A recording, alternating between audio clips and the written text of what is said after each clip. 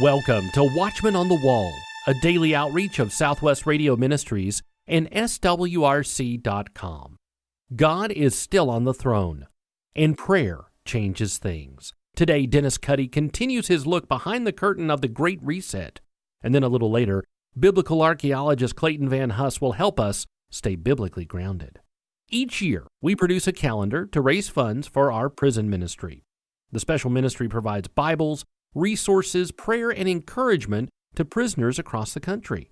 This year, our calendar's theme is Beyond the Veil.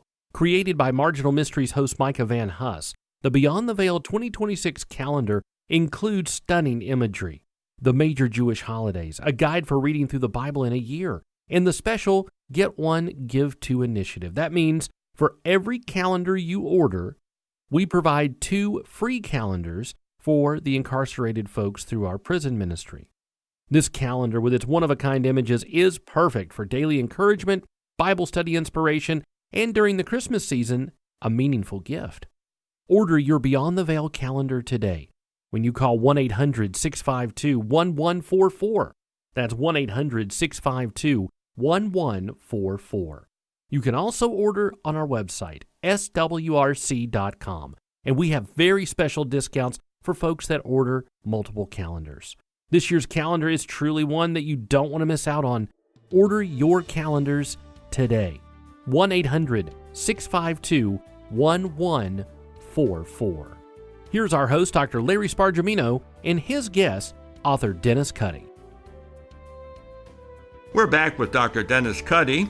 In our previous program, we were speaking with Dr. Cuddy about his new book, Conspiracy 3. And I will say nothing else because he's got so much more to tell us today. So, Dr. Cuddy, it's so good to have you with us. And I understand you've got a couple of basic comments about your earlier works, and you also want to speak about the preface in this new book. So go ahead, sir, and tell us what's on your heart.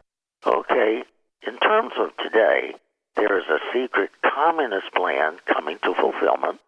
The communist theoretician Antonio Gramsci said, people don't like these bloody revolutions, so we're going to take over the culture. And they have. And there's a secret Nazi plan also that's coming to fulfillment. Now, the first thing I want to say is in that book, The Power Lead and the Secret Nazi Plan, I have gotten information since that was published. For example, if you asked anybody what happened to Hitler, they'll all say, well, he's killed or committed suicide in the bunker. However, by 2007, DNA had been developed. And so this New England pathologist, I think his name was Badaloni, if I haven't mispronounced that, he went over there and said, can I have a teeny, tiny little piece of the skull? It was charred, real charred. And they said, okay, a little teeny piece. He brought it back and found out it was really the skull of a woman in her 30s. So it couldn't have been Hitler.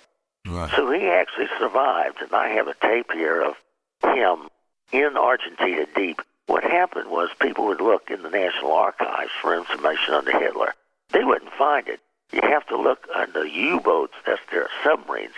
The submarines would drop these Nazis all along the coast, and they would go deep in. Some would go into Buenos Aires, I actually put a picture of a joint bank account between Juan Perón and these people to prove, like I said, primary documents, to prove that these people didn't die. They thought Martin Bormann had died at the railroad tracks. No, he didn't die at the railroad tracks.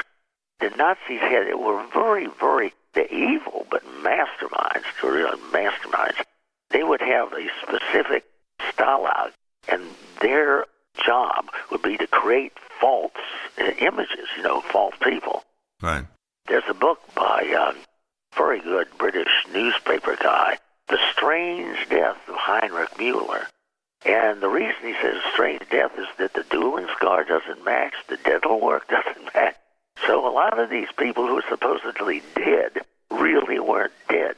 They survived a long time. And there were 2, I'm actually getting too far into the book. If you want to, you can read that book. I wrote that in 2010. You can also buy that from the ministry. You can do that. So we'll finish with that. Now, on the preface of Klaus Schwab's book, I put on the front the picture of the person and then a famous quote. Right. But Klaus Schwab, in my opinion, he doesn't look very bright. He was picked because of his stature and so forth and so on. But I often like to say behind these famous men often is a woman. Behind Bill Clinton, for example, is Hillary. You remember, at one point she said, "We are the president." So I mean, she was, admitting that. So they have handlers. So Hildy, his wife, is the one with the brains. She's the one that, for example, I haven't been able to prove this, but there has been some suggestion that she was related to Hitler and that whole family. But you'll read about it in the preface of the current book with Klaus Schwab on the cover. Okay, that's my comment about those two things. Well, as I was reading your book, I was thinking of what are the things that has to happen for people to accept world government is that there, has to be a diminishing of patriotism, love for any country. Absolutely. In fact, we see it now. People hate America, even Americans who were born here. Tell us a little bit about that, and how is that really orchestrated? It's not accidental, but the people who are pushing and pulling the strings know what they're doing. Yeah, but they don't want it to be obvious. They don't want the people to find out what they're doing. So in the 60s, for example, as you moved more and more away from a Christian nation, you would have the slogans, what's in it for me, look out for number one, and so forth and so on. And people thought this was the radical left. However, there was an infiltration by an FBI member, and he wrote it up later called the Strawberry Statement. Strawberry, like the Beatles, Strawberry Field Forever, and so forth. He infiltrated him.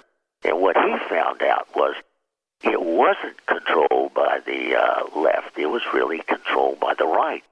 Business Roundtable International wanted to make the left, the hippies, appear so far left that as they moved leftward, people would notice it. For example, people often look at President Nixon as a conservative. He really wasn't. One of the first pieces of legislation that he sponsored when he became a member of the House, voted in 1946, was to give more authority to the UN. That is not a conservative position. And he did some other things that would indicate that he wasn't all that conservative. Even the person I worked for, Ronald Reagan, I was a problem solver for Reagan. He wasn't all that conservative. He was controlled. For example, when I looked at the convention, when he was nominated and won in 1980, the convention, he was happy Monday and Tuesday and Wednesday. And then on Thursday, when he was to make his announcement for vice president, he looked very somber. Something had happened to him. And he says, "My nominee is George H.W. Bush." And then the camera switches over to George Bush. And I remember him. He was rubbing his hands together like some silent screen villain, like that. And I found out what happened was on Wednesday night, Henry Kissinger paid him a private visit and said, "You do want to nominate Bush, don't you?" Hint, hint. And in other words, if you want to be president and not have something happen to you or whatever, you will do that because that's what we want. And he will control foreign policy. He will control foreign policy. And Reagan really wasn't all that conservative either. When he was governor of California, he had a rather liberal abortion policy out there. And so things are not always what they seem. Whoever it is, whether it's Trump or anybody, these presidents are controlled. They're really controlled. Sometimes they're not controlled psychologically, but they're blackmailed. They're blackmailed into doing. In fact, apparently loves to get people for president, powerful positions who they can get something on. They have to hold something over them. And so that's one way this happens. And one way, as I said, in the late 60s, they appeared to be leftists, but they really weren't. The people behind it were Business Roundtable International. Wow. At the present time, I look at President Trump. Now we have the Gulf of America. Mount McKinley, the name had been changed. I forget what it had been changed to, but now it's Mount McKinley once again. And this whole idea of MAGA, Make America Great Again. I do believe that America is a great place. How does President Trump fit into this? I mean, is he being controlled? Is that why there's so much pressure against him, because people inside don't like what he's saying? Yeah, he's controlled. Let me explain it to you this way. Trump is an international businessman. Okay, so before he became president, he would travel all over the place. And let's say he traveled to Moscow, right? If you go to a hotel in Moscow, you don't get some random room. You get a very specific room, which has listening devices in the curtains, hidden video cameras, and so forth. And there's often in your next to you this girl who's really 17, but she looks like 27, and she says, "Hello, can you please help me with my door?" Like this. To be perfectly honest, Trump has been sexually active in the past. And so what they're done is set up. And I remember in his first administration, he was very, very critical of Kim Jong-il or whichever the son is. He was very critical, and all of a sudden it stopped. He stopped. You didn't hear him complain about him anymore. And I saw that Putin had given a brown envelope to that Korean leader, and that was when it was stopped. What I imagine happened is the Russians had taped blackmailable stuff on Trump and given it to the leader of North Korea, and that's why he stopped. Again, the same thing with Bill Clinton. That was not just a Republican. Bill Clinton, Clinton was a Rhodes Scholar. He would be traveling around, and he would take a trip to Russia, right? Now, he went to Georgetown, which is another interesting feature of historical knowledge. Why would a Southern Baptist boy from Arkansas go to a Jesuit institution? Because they wanted to set him up to become president. Georgetown was John Foster Dulles' son, Avery Dulles, who had become a Catholic cardinal. And it was also his mentor. Clinton admitted it. He admitted, my mentor is Carroll Quigley. And he was a teacher of history and Western civilization. Clinton admired him very much, and Quigley wrote a book called Tragedy and Hope, big, thick book. And the tragedy was that the average person like you and I ran the affairs of our government. The hope was that the elite, the smart guys would do it. And this goes on back, way, way back to Plato, the philosopher king. There's a lot of documentation, a lot of good history, a lot of evidence that you can find. Not all made up. So once again, 1-800-652-1144. And I want to encourage our listeners to go to our website, swrc.com. We've got more books, more videos. We've got announcements about our conferences, about the dates, about who the speakers are. So just check us out and see what our ministry is doing. We're into a lot of stuff. We have a lot of new departments, and you will really be blessed with what Southwest Radio Church is doing at the present time. So the phone number, 1-800-652-1144. Now, Dr. Cuddy, you say that during your senior year in high school, 1963 and 64, you were assigned to portray the famous historian Arnold Toynbee. He was an important member of Cecil Rhodes' Association of Helpers, quote, to take the government of the whole world. And then you got to see that the goal of Cecil Rhodes and the power elite was dialectically to synthesize Western capitalism and Eastern communism. Now tell us how that works, and where do we see that today? Yeah, well, you see that in a lot of different ways. When you synthesize something, you synthesize the far left and far right, and you can have the world socialist government. what that plays out as is compromise. You're constantly compromising and compromising and compromising. And so there's not a direct assault on Christianity, but a watering down of it. So it's not apparent. You don't see it full-fledged. And then you have to have important leaders. For example, it's not just a world government, world economy. They want a one-world religion. And so a bishop swing, he was an Episcopal bishop, was in charge of that, a one-world religion. And they held the first, I forget what the title is, but it was 1893, regarding a one-world religion. And Cecil Rhodes, his ally, they call it his pal now, but they say Pell Mell Gazette, was in charge of that and describing what they were doing. And then they held another one in 1993, 100-year anniversary to do that. So it's very important to look at these religions. I don't know if I put these in books. I've written about 1,000 published articles, but I show how a long time ago you would have, let's say, the Rockefellers. And the Rockefellers funded the University of Chicago, right? University of Chicago. They purposed to establish a religious control. And so what I've done in articles, I've shown how that applies to Methodists, Baptists, Catholics, and so forth. They've had a plan to do each one of those. For example, in terms of Catholics, that was a venture towards homosexuality. The Curia, which is the ruling body in the Vatican, is full of homosexuals. I mean, it is full of homosexuals. And then Baptists, you would have the first book that I have found that was titled The New World Order. It was published by the American Baptist Association in, I think it was 1919.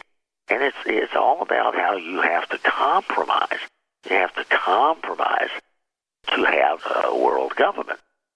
The plans involve religion and work. Right. When I was in Washington, I was at the National Institute of Education, which is the premier research and research funding agency there. If you watch the language, you can see the language, how it changes. It used to be in the 1960s. I remember people would say, Dennis, what do you think about this? What do you think about it?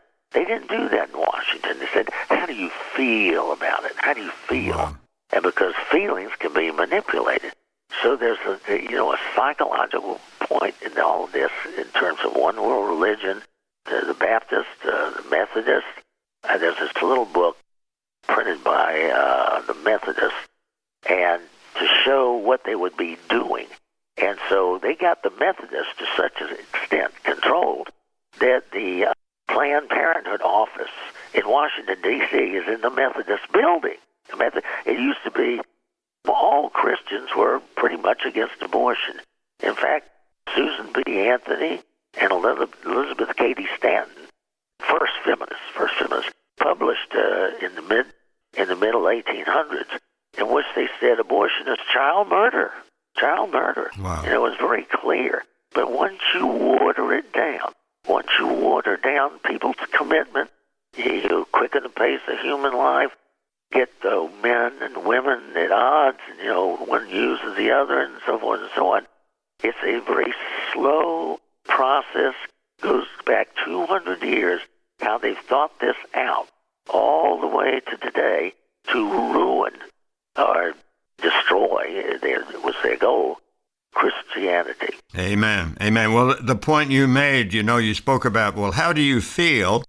You talk about Debbie Boone recorded the popular You Light Up My Life. The lyrics were, it can't be wrong when it feels so right. So this is basically saying that how one feels about a female-male relationship is more important than whether it might be morally right or wrong. Well, Dr. Cuddy, we are just about out of time, but we've got one more program to do, and we're looking forward to having you back with us. Thank you. What if the global crises shaking our world aren't accidents, but part of a carefully crafted plan?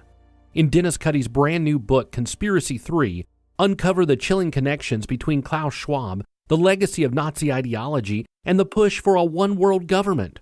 From pandemics to political chaos, this explosive book explores how world powers may be using the classic Hegelian dialectic, problem, reaction, solution, to manipulate society into accepting the so-called Great Reset. Conspiracy 3 by Dennis Cuddy. Order your copy today when you call 1-800-652-1144. That's 1-800-652-1144. Or you can order on our website, swrc.com. If you've ever suspected there's more to the headlines than meets the eye, Dennis Cuddy's book, Conspiracy 3, will confirm your instincts and open your eyes. 1-800-652-1144. Time to get biblically grounded with archaeologist Clayton Van Huss. Christmas time is upon us once again. And today I want to talk about a part of the Christmas story that we like to put off to the side. We don't like to remember it. It's an incident that is known as the Massacre of the Innocents. It is recorded in Matthew chapter 2, verses 16 to 18. Matthew chapter 2 talks about the wise men. The wise men, the Magi, who came to the house in Bethlehem, and they brought gifts for Jesus. But they were warned in a dream to not go back to Herod, because they had initially gone to King Herod and asked him where to find the new king of the Jews. Herod said, well, when you find him, let me know so that I can worship him too. But they were warned in a dream not to return. And then, of course, Joseph was warned in a dream. That's where we have the flight to Egypt. In Matthew 2:16 through 18, we read that when Herod realized he had been tricked, that he had the children. The word used for children there is a Greek word that usually, pais, it usually means boy, but it can mean other children. But likely this was the boys. He had all of the boys, 2 years of age and under, put to death. That is a very difficult thing. Historians question, was Herod capable of such a heinous act? Well, we'll find out. Was this just mythology written by Matthew? Or is this something that actually happened? So Herod the Great, there's some disagreement about the dates of his reign. So that's why we sometimes have a hard time dating the birth of Jesus exactly. He was from Idumea, or biblical Edom. He was the son of Antipater the Idumean and a Nabatean princess. The Nabateans were from the area of Petra. So he was king of Judea. He murdered a number of his political opponents who he thought maybe were threats to his throne. He backed Mark Antony in the civil war between Mark Antony and Octavian, the nephew and adopted son of Julius Caesar. Of course, if you know your Shakespeare, you know the story of Antony and Cleopatra. Antony did not win that war. He ended up dead. Herod, having backed Mark Antony, his friend, decided to flee straight to Rome, to Octavian, now Caesar Augustus, and he pled with him for his life. In fact, he cited his loyalty to his friend Mark Antony and said, if you will keep me, I will be just as loyal to you, Octavian, or Caesar Augustus, and he was allowed to keep his throne. He was famous, known as Herod the Great, for his many building projects, places like Caesarea Maritima, the Roman capital of Judea, the Temple Mount expansion. He did a lot of work on the Temple Mount, a lot of palace fortresses, Masada, Herodium, Alexandrium, all sorts, Machaerus, Jericho, all sorts of building projects. But he was famous for being very fearful, for getting rid of threats to his throne. In fact, he executed a number of his own family members out of fear that they would usurp his throne. His wife, his favorite wife, Marianne, he had her executed. He executed 3 sons, Antipater II, Alexander, and Aristobulus IV. Augustus is claimed to have said that it is better to be Herod's swine than his son. Now, this was a pun in the Greek because the word swine, hus, and the word son, huios. This was a pun. It's better to be Herod's swine than his son because he would not eat swine, being a practicing Jew.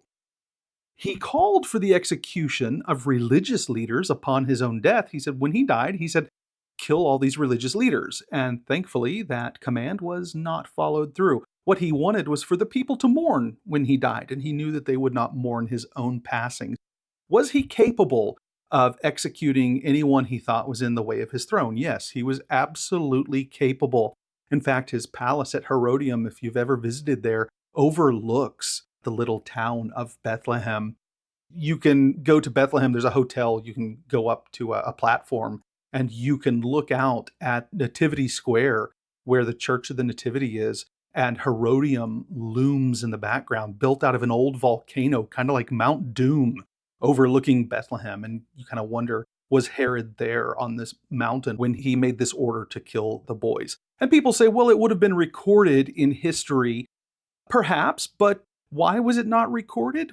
Well, with all of the things that Herod did, all the people being killed and executed, maybe a half dozen boys under the age of 2 years old lived in Bethlehem at that time. Hardly a footnote in the reign of someone like Herod the Great. It's likely that something like that just would not have been important enough for secular historians to record, but fits right into the Christmas story for Matthew to record when we read of Rachel and the weeping from Ramah, the weeping in Bethlehem that night as the boys were slaughtered.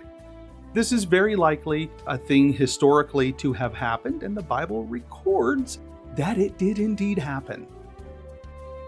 Friends, I want to encourage all of our new listeners to request your free new listener pack. The new listener pack includes the latest issue of our Prophetic Observer newsletter and a free gift. Request your free new listener pack when you call 1-800-652-1144. And make sure everyone downloads our free SWRC mobile app. On the app, you'll find archived episodes of Watchman on the Wall and the Prophecy in the News television program. Marginal Mysteries, Moment of Prophecy, and Biblically Grounded are all found on the SWRC mobile app. Take us with you on your smartphone or tablet. Download the SWRC mobile app today. Tomorrow, Dennis Cuddy will conclude his look at the connections of the Great Reset. Be sure to tune in by downloading our free SWRC mobile app. Watchman on the Wall is a production of Southwest Radio Ministries and is supported by faithful listeners like you. Visit swrc.com to learn more. That's swrc.com.